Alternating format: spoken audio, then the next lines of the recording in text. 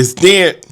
Hey guys, it is me Dan here in these Houston streets. And before I jump into this video for tonight, I want you to do me a favor. Make sure you are like, sharing, and subscribing so that I can continue to bring you some relevant content. So let's go ahead and dive in.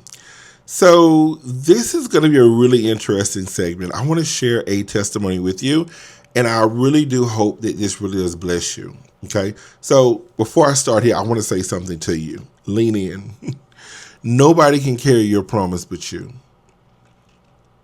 In Genesis 16, the Bible talks about how Sarah tried to hand her assignment to someone else, and one decision of fear, one decision of insecurities created a generations of conflict. Why?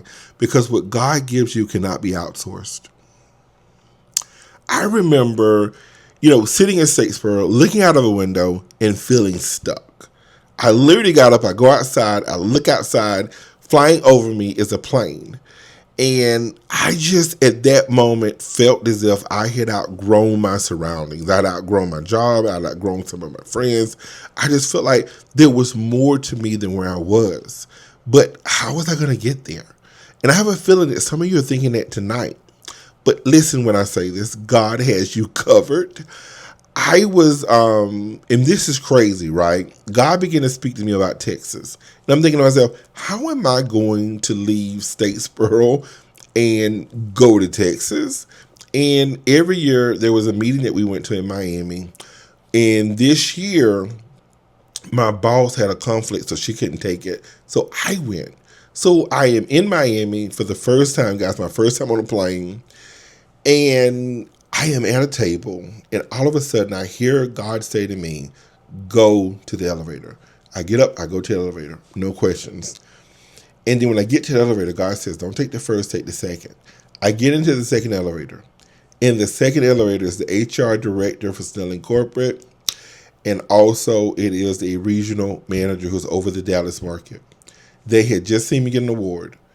Out of my mind, I just simply say, are there any positions open in Dallas? To my surprise, they tell me about a position that's open and they invite me to interview. Guys, I come back to Statesboro, I scrap up what little money I had, and I am off to Dallas to interview.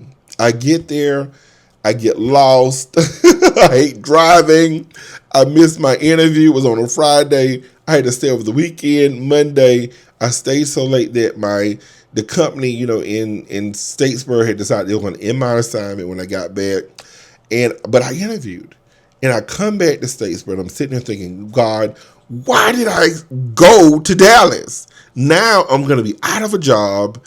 I got bills. I don't know what I'm going to do. Friday is coming. So at Friday at 4:59, they want to shut off my computer. Guys, at 4:58, Snelling Corporate sends an email saying, congratulations, you have the job. I pack up with no family, no friends, no safety net, just faith. I pack up and I left Georgia and I moved to Arlington, Texas. And that became one of the best decisions in my life. So tonight, to somebody who's feeling stuck, don't fear that shift. Don't fear the unknown. Understand that God does his best work in the dark. Know that although you don't know what's happening, God does. And what God is really doing is that God is waiting on your yes. He's waiting on you to trust him and to believe that he is able. So in this season that we're in now, my word to you is move, grow, become. God has something in store for you. If this is on your page tonight, God has something in store for you. It's going to blow your mind. Take care.